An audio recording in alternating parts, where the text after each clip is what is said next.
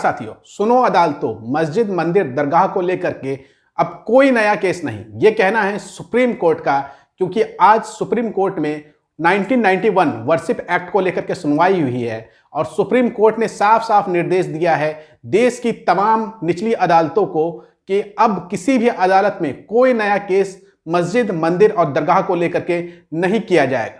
ये इस वक्त की सबसे बड़ी खबर है और मुस्लिमों को कहीं ना कहीं राहत दे रही है, क्योंकि आप पिछले 1 महीने से लगातार सुन रहे होंगे कि कोई भी आता है और किसी भी मस्जिद को लेकर के ये दावा ठोक देता है कि इस मस्जिद के नीचे मंदिर मौजूद है। इसके बाद ये देखा जाता है कुछ लोग निचली अदालत में पहुंच जाते हैं और वहां पर याचिका दाखिल कर देते हैं कि मुझे फला मस्जिद फला दरगाह की सर्वे करवानी है क्योंकि इस मस्जिद इस दरगाह के नीचे मंदिर मौजूद है। उसके बाद अदालत फटाफट आदेश दे देता है कि आप जा करके सर्वे कर सकते हैं। आपने संभल में देखा था कि वहां की निचली अदालत ने सर्वे का आदेश कुछ घंटों के अंदर ही पारित कर दिया था, जिसके बाद संभल की शाही जामा मस्जिद को लेकर के वहां पर दंगा हो गया, जिसमें 4 से 5 लोगों की मौत हो गई।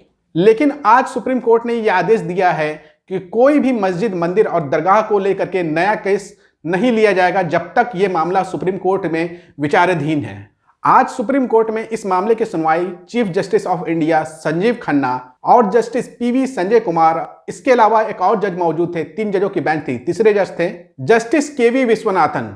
इन तीनों जजों ने आज अपने आदेश में कहा कि वो वर्शिप एक्ट 1991 के कानून की सख्तियां और उसकी रूपरेखा और इसके दायरे की जांच कर रहे हैं तब तक देश में कोई भी नया केस ना हो।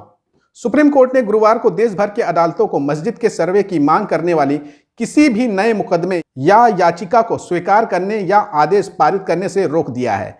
याद रहे, देश में कुछ तत्व लगातार याचिकाएं दायर कर मस्जिदों और दरगाहों के नीचे मंदिर तलाश रहे हैं। सुप्रीम कोर्ट ने गुरुवार को अंतिम आदेश तक इस पर रोक लगा दी है। इन याचिकाओं और सर्वे आदेश की वजह से देश का माहौल खराब हो रहा था।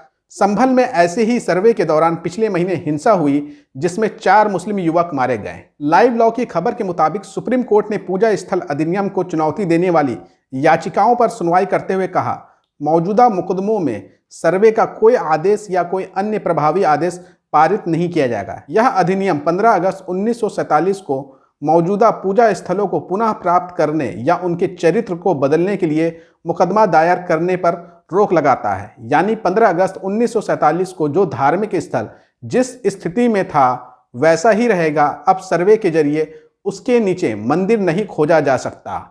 यानी कि आज सुप्रीम कोर्ट ने उन तमाम खबरों के ऊपर, उन तमाम अटकलों के ऊपर और उन तमाम सर्वे के ऊपर रोक लगा दी है जो आप आए दिन खबरों के जरिए सुन रहे थे कि कोई भी खड़ा हो जाता है और कहता है कि इस मस्जिद के नीचे मंदिर मौजूद थी पहले से, इसलिए इस मस्जिद का सर्वे कराया जाना चाहिए, जिस पर आज सुप्रीम कोर्ट ने रोक लगा दी है अपने अगले आदेश तक।